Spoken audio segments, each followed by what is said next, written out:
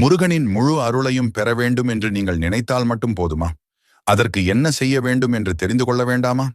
உங்கள் வீட்டில் முருகன் வாசம் செய்ய வேண்டும், உங்களுடன் முருகப்பெருமான் இருக்க வேண்டும் என்றால் இந்த முருகன் ஆராதனை பதிவை பாருங்கள். இதன்படி செய்தால் முருகன் உங்களின் வீட்டிலேயே இருப்பான், உங்களுக்கு உறுதுணையாய். நம்பினால் மட்டும் முருகன் ஆராதனை வீடியோவை கடைசி வரை பாருங்கள். சப்ஸ்கிரைப், லைக் செய்து கொண்டு.